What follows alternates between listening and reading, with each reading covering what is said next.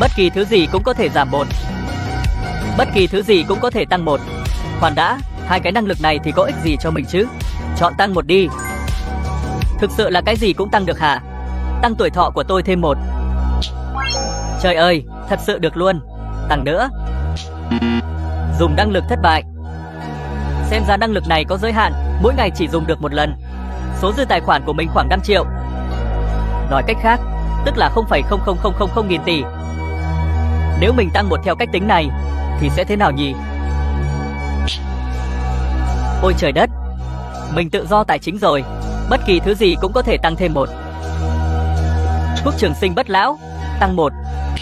Ôi trời đất, trời thật sự được luôn. Vậy là đúng như mình nghĩ rồi. Chỉ cần mình muốn là đều tăng 1 được, dù cho mình không có thứ đó. Trái đất tăng 1, động cơ vĩnh cửu tăng 1, cấp độ của nền văn minh nhân loại tăng 1.